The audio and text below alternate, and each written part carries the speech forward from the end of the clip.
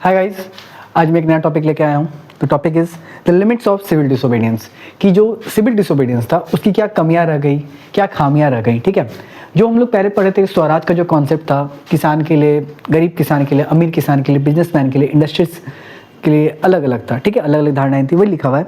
Not all social groups were moved by the abstract concept of Swaraj. इसका मतलब क्या है कि जितने भी सोशल ग्रुप्स थे वो जो स्वराज का जो एक कॉन्सेप्ट था उसके साथ नहीं गए, सबकी अलग अलग स्वराज की अलग अलग धारणा थी।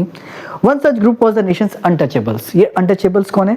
Who from around the 1930s had begun to call themselves Dalit और ऑप्रेस्ड। ठीक है, तो अपने आप को क्या है, दलित करे तो ऑप्रेस्ड। ठीक है, for long the Congress had ignored Dalits for fear of offending the Sanatanis. अब कांग्रेस ने दलित के ज्यादा सपोर्ट नहीं किया था। क्यों? इनको डर लगता जो सनातन धर्म के लोग थे, जो अपर कास्ट थे, वो कहीं ना कहीं विरोध करने लगेंगे। Okay, The conservative high caste Hindus, but Mahatma Gandhi declared that Swaraj would not come for 100 years. But Gandhi ji ने कहा था स्वराज अगले 100 साल तक नहीं आएगा if untouchability was not eliminated। जो हम छुआछूत कर रहे हैं वो खत्म नहीं हुआ। तो untouchability कौन से आर्टिकल में खत्म कर दिया गया? जैसे आर्टिकल 17 आपका कहता है। ठीक है, He called the untouchables हरिजन। हरिजन का मतलब हरि भगवान, भगवान के जन है वो। और the children of God organize satyagraha to secure them entry to temple. Satyagraha organize करते थे कि इनको टेम्पल में एंट्री हो सके। ठीक है, and access to public wells, tanks, जो कुआं था वहाँ जा सके, टैंक्स। ठीक है, schools, road. He himself to the toilets to dignify the work of the bhangi, the sweeper.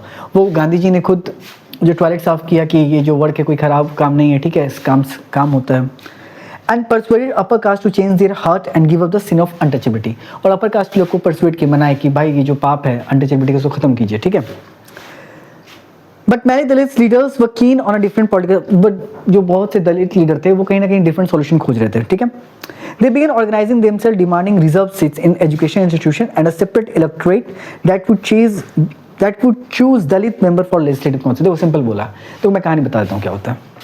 होता क्या है कि जो दलित लोग हैं, जैसे अंबेडकर जी का डिमांड था कि इनको सेपरेट इलेक्टोरेट प्रोवाइड कीजिए।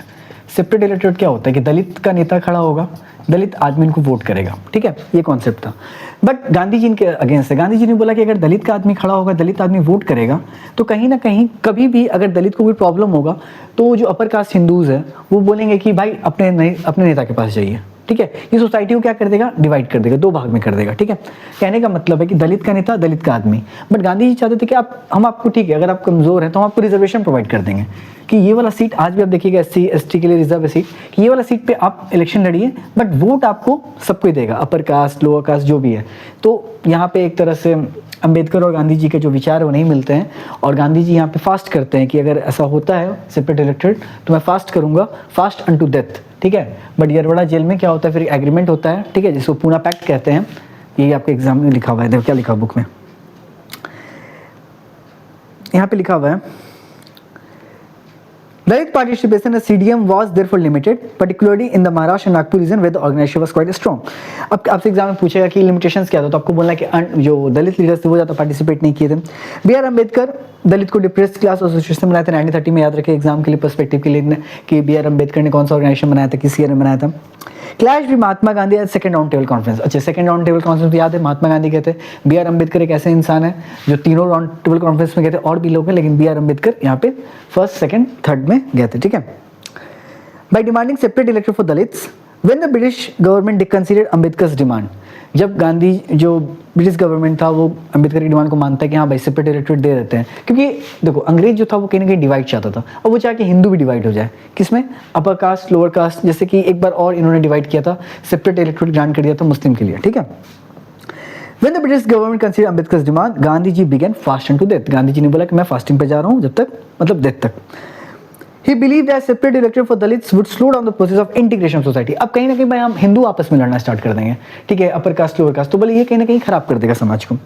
Ambedkar ultimately accepted Gandhi ji position. The result was Poona pact 1932 में। याद रखिएगा, अच्छा पूछा जाए कभी कभी क्रोनोलॉजी आ जाता है कि पहले क्या हुआ, तो 1932 में क्या होता है, पूना पैक्ट होता है अंबेडकर और गांधी जी के बीच में। ठीक है, ये किस चीज़ के लिए कि सेपरेट इलेक्टोरेट खत्म होगा और रिजर्वेशन मिलेगा। ओके, बस यही था। दलित में हावे कंटिन्यू टू, ओके बस यहाँ पे कुछ खास नहीं था, यहाँ पे बस आपको ये लिख देना है, reserve seats in provincial and central legislative council. आगे देखिए, sir the Muslim political organization in India were also lukewarm in their response. अब देखो नॉन कॉपरेशन में देखोगे तो मुस्लिम का पार्टिसिपेशन था, क्योंकि खलीफा का मूवमेंट जुड़ा हुआ था, बट यहाँ पे मुस्लिम का उतना ज़्यादा पार्टिसिपेशन नहीं था। दूसरा लिमिटेशन क्या लिखेगा कि मुस्लिम उतना पार्टिसिपेट नहीं किए थे। जितना नॉन कॉपरेशन खिलाफत के समय था। From the mid 1920s the Congress came to be more visibly associated with openly Hindu religious national groups like, जो कांग्रेस था वो कहीं ना कहीं हिंदू जो ऑर्गेनाइजेशन थी जैसे कि हिंदू महासभा, इनके साथ ज़्यादा जुड़ना स्टार्ट किया, तो मुस्लिम एलिनेटेड थोड़ा फील करने लगे, ठीक है।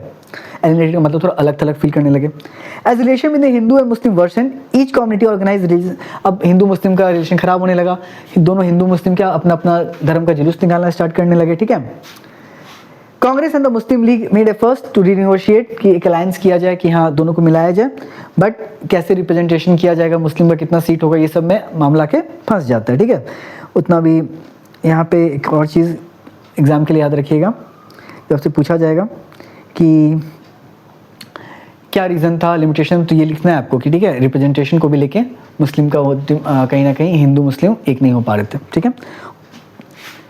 Jinnah one of the leader of Muslim League was willingly to give up the demand of separate electorate if Muslim were assured reserved seats in Central Assembly and representation in proportion to population Muslim dominated, मतलब मुस्लिम का dominate कर रहा तो वहाँ भी अगर उनको seat मिल जाता है, रिजर्वेशन मिल जाता है, तो कहीं ना कहीं हम जो सेपरेट इलेक्टोरेट का डिमांड खत्म करेंगे, ठीक है।